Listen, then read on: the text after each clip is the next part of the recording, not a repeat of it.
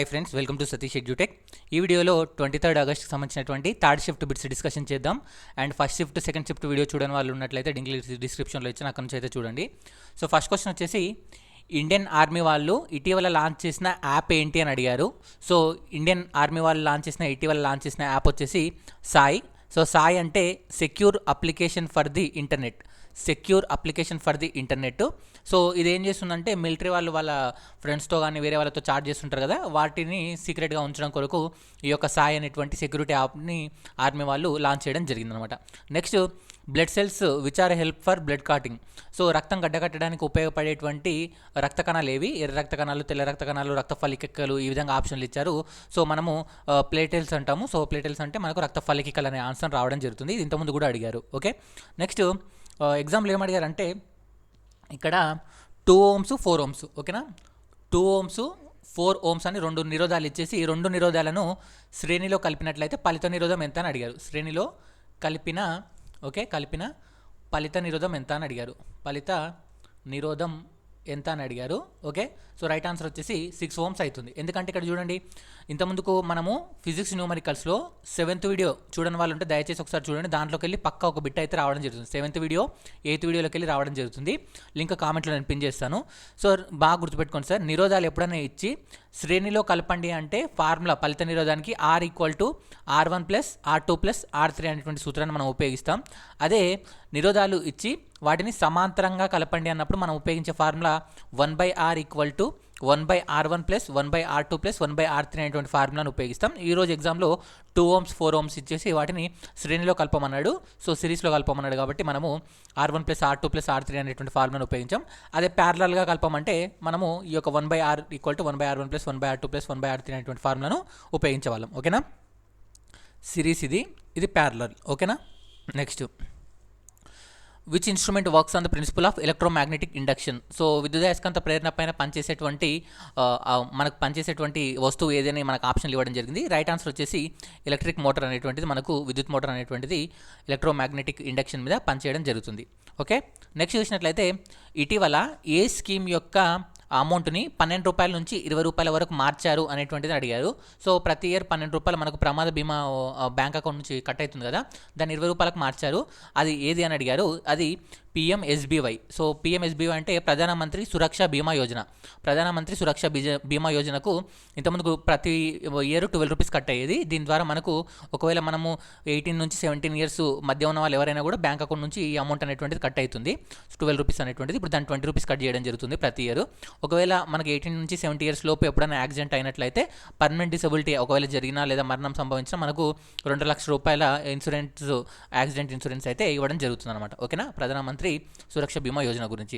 Next షిఫ్ట్లో అడగొచ్చు, ప్రధానమంత్రి సురక్ష బీమా యోజన ఏజ్ లిమిట్ ఎంత, ఏ ఏజ్ గ్రూప్ వాళ్ళకంటే 18 to 70 అని గుర్తుంచుకోండి. ఇప్పుడు ఎంత అమౌంట్ కడుతున్నామంటే 20 రూపీస్ అని గుర్తుపెట్టుకోండి. ఇది ఎలాంటిది ప్రీమియం అంటే యాక్సిడెంటల్ ఇన్సూరెన్స్ కవర్ అనేటువంటిది కూడా గుర్తుంచుకోండి. ఎంత ప్రీమియం వస్తుందంటే 2 lakhs పర్మనెంట్ డిసబిలిటీకి. ఓకేనా, నెక్స్ట్ చూసినట్లయితే, క్రింది వాటిలో మనకు సౌత్ ఇండియాలో నిర్వహించుకునేటువంటి పండుగ ఏదైనా అయితే అడగడం జరిగింది. 3 నార్త్ ఇండియా ఇచ్చేసి 1 సౌత్ ఇండియా ఇచ్చాడు. సౌత్ ఇండియాలో నిర్వహించుకునే పండుగ వచ్చేసి ఓనం పండుగ. ఆల్రెడీ మనం ఫెస్టివల్స్ పైన వీడియో చేసాం కదా, చూడని వాళ్ళు అంటే లింక్ డిస్క్రిప్షన్లో ఉంది, ఆ వీడియో అయితే చూడండి. నెక్స్ట్, క్రింది వాటిలో బ్రహ్మపుత్ర నది యొక్క ట్రిబ్యూటరీ కానిది, అంటే బ్రహ్మపుత్ర నది యొక్క ఉపనది కానిది అని అడిగారు. సో బ్రహ్మపుత్ర నది యొక్క ఉపనదులు మనం చూసినట్లయితే లోహిత్, దిబాంగు, అదేవిధంగా సుభశ్రీ, అండ్ అదేవిధంగా ధనసిరి, అండ్ అదేవిధంగా జియాబారలి, అండ్ అదేవిధంగా మానసు, టోర్సా, సంకోషు, తీస్తా, ఇవన్నీ కూడా మనకు బ్రహ్మపుత్ర యొక్క ట్రిబ్యూటరీస్. ఒకసారి నదులు, వాటి యొక్క ఉపనదులు అనేటువంటి టాపిక్ని అయితే చూసుకోండి నెక్స్ట్ షిఫ్ట్లో ఎగ్జామ్స్ ఉన్న వాళ్ళు లేదా నెక్స్ట్ ఫేజ్లో ఎగ్జామ్స్ ఉన్న వాళ్ళు. ఓకేనా, so next, which of the article speaks about official language of India. So భారతదేశం యొక్క భాష హిందీ ఉంటుంది కదా, అది దేవనాగరి స్క్రిప్ట్లో ఉంటుందని తెలిపినటువంటి ఆర్టికల్ ఏది అని మనకి ఎగ్జామ్లో అడిగారు. రైట్ ఆన్సర్ వచ్చేసి ఆర్టికల్ 343 అని మనము చెప్పడం జరుగుతుంది. ఓకేనా, నెక్స్ట్ చూసినట్లయితే, రాజ్యాంగంలోని ఆర్టికల్ 80 ప్రకారం రాజ్యాంగంలోని ఆర్టికల్ 80 ప్రకారం రాజ్యసభలో ఉండేటువంటి గరిష్ట సభ్యుల సంఖ్య ఎంత అని అడిగారు. సో ప్రజెంట్ అయితే 245 మంది ఉన్నారు. గరిష్ట సభ్యుల సంఖ్య ఎంత అంటే 250. ఇది మనకి ఎగ్జామ్లో అడిగారు, 250 గరిష్టంగా. ఓకేనా, నెక్స్ట్, యుఎన్ఈపి యొక్క మెయిన్ పర్పస్ ఏంటి అని అడిగారు. యుఎన్ఈపి అంటే యునైటెడ్ నేషన్స్ ఎన్వైర్న్మెంట్ ప్రోగ్రామ్, ఐక్యరాజ్య సమితి యొక్క పర్యావరణ పరిరక్షణ ప్రోగ్రామ్ అనమాట.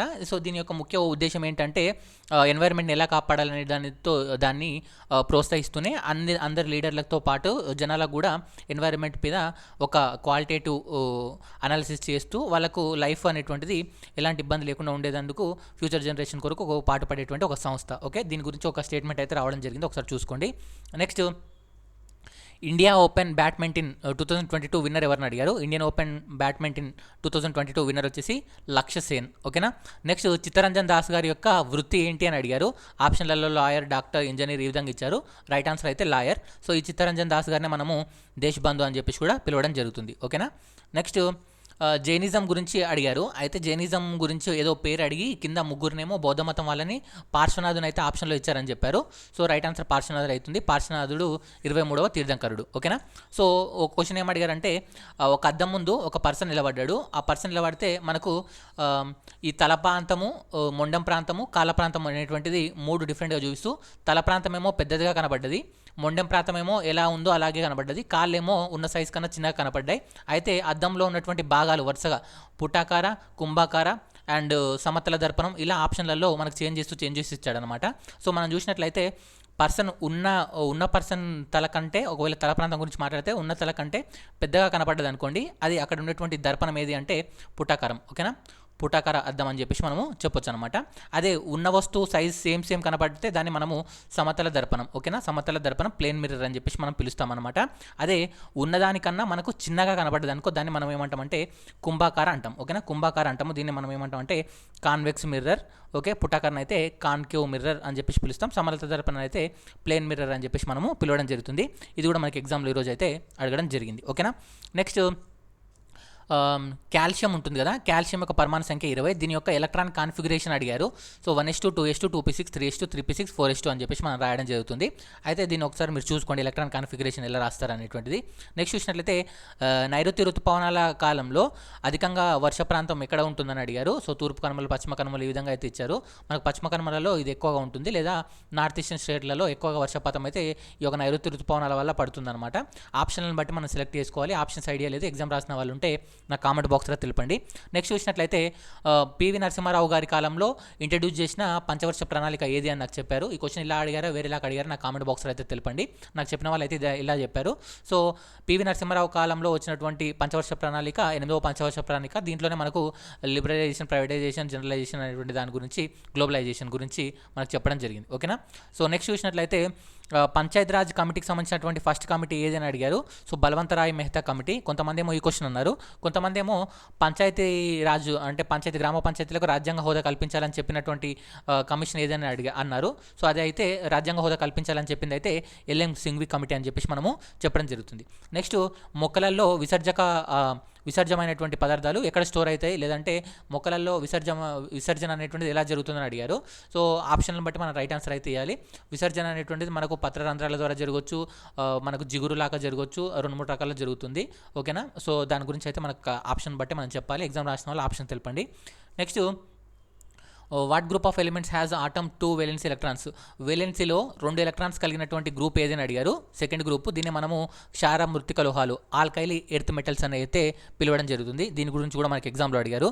నెక్స్ట్ చూసినట్లయితే ఎగ్జామ్లో ఏం అడిగారంటే V = IR. ఓకేనా, V = IR. ఓం నియమం ఉంది కదా, ఓం నియమంలో R అంటే నిరోధం, మీకు తెలుసు కదా. ఈ నిరోధం అనేటువంటిది ఏ అంశాలపైన ఆధారపడుతుందని మళ్ళీ అడగడం జరిగింది. ఇంతకుముందు కూడా ఇది 2 times వచ్చింది, ఇది మళ్ళీ 3rd time వస్తుంది. సో ఇది దేని మీద ఆధారపడుతుందంటే పదార్థం యొక్క పొడవు మీద ఆధారపడుతుంది. అదేవిధంగా పదార్థం యొక్క మధ్యఛేద వైశాల్యం, ఓకే, మధ్యఛేద క్రాస్ సెక్షనల్ ఏరియా అంటాం, క్రాస్ సెక్షనల్ ఏరియా మధ్యఛేద వైశాల్యం మీద ఆధారపడుతుంది. నెక్స్ట్ 3rd one వచ్చేసి టెంపరేచర్, ఉష్ణోగ్రత. ఓకే, ఉష్ణోగ్రత పైన ఆధారపడుతుంది. నెక్స్ట్ 4th one వచ్చేసి పదార్థ స్వభావం పైన ఆధారపడి ఉంటుందన్నమాట. సో ఒకవేళ పొడవు పెరిగిందనుకోండి, నిరోధం ఏమవుతుందంటే నిరోధం కూడా పెరుగుతుంది. ఓకేనా, పొడవు పెరిగితే నిరోధం పెరుగుతుంది. మధ్యఛేద వైశాల్యం పెరిగిందనుకోండి, మనకు నిరోధం అనేటువంటిది తగ్గుతుంది. ఓకే, నిరోధం అనేటువంటిది తగ్గుతుంది. అదే ఉష్ణోగ్రత పెరిగిందనుకోండి, మనకు ఈ యొక్క నిరోధం కూడా ఏమవుతుందంటే పెరుగుతుంది. ఓకేనా. సో నెక్స్ట్ చూసినట్లయితే పదార్థ స్వభావంతో మన పదార్థాన్ని బట్టి మారుతుంది. దీంట్లో పెరుగుతుంది, తగ్గుతుంది అనేటువంటిది ఏముండదు. ఈ 3 మాత్రం ఇంపార్టెంట్. స్టేట్మెంట్లో ఇచ్చి క్రింది వాటిలో రైట్ స్టేట్మెంట్ ఏదైతే మనకి ఎగ్జామ్లో అడగడం జరిగింది. ఓకేనా. నెక్స్ట్ చూసినట్లయితే నెక్స్ట్ మనకి ఏం అడిగారంటే ఇక్కడ ఒక ప్రిజం ఇచ్చాడు. ఒక ప్రిజం ఇచ్చేసి దీని లోపల కాంతి వెళ్తుంది కదా, ఈ కాంతి బయటకు వచ్చినప్పుడు ఇక్కడ ఒక కోణం ఏర్పడుతుంది. ఆ కోణం ఏంటి అనేసి అడగడం జరిగింది. డైవర్జెన్షన్ యాంగిల్ గురించి, విచలన కోణం గురించి అయితే బిట్ట అడిగారని అయితే చెప్పడం జరిగింది అనమాట. నెక్స్ట్ చూసినట్లయితే మనకు అడిగినటువంటి క్వశ్చన్ చూసినట్లయితే మ్యాథమెటిక్స్లో మనకు సేమ్ లెవెల్ అయితే మనకు కొనసాగించడం జరుగుతుంది. అంటే సేమ్ సిట్టింగ్ అరేంజ్మెంట్, బాడ్మస్ ఇవన్నీ ఇస్తున్నారు. కాకపోతే ఇక్కడ టైం కిల్లింగ్ అయితే జరుగుతుందని అయితే చెప్పడం జరిగింది.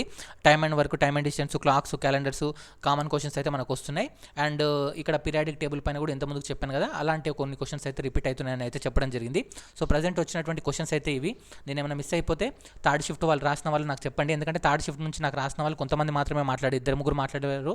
వాళ్ళు ఈ క్వశ్చన్స్ మాత్రమే నాకు చెప్పగలిగారు.